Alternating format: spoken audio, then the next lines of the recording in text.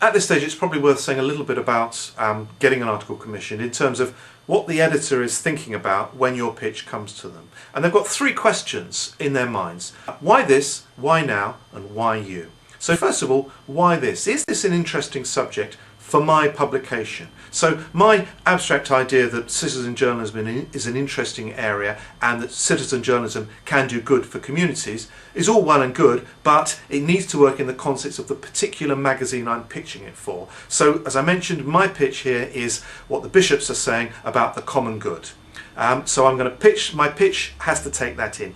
This is the article that I would write for the tablet. Not a general article for anybody, not the article I might write for The Guardian or for a journalism publication for journalists. This is an article for the tablet. The why now? What's the peg now? Well, actually it's because the bishops have issued this document which the tablet is looking at in a great detail. So that's my peg. The peg comes from the news imperatives of the tablet itself. And why you? Well, now the editor knows me, so she's reasonably prepared to give me a chance on a subject because she knows that I've turned things in before that will be published. But if she didn't know me, why me? How am I qualified to write this piece?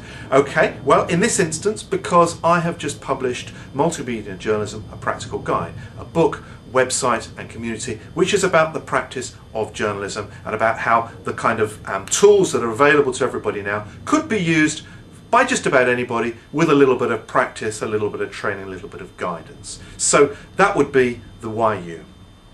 Okay, now I've had a response from her on my pitch, and it's positive, but it does make a few points.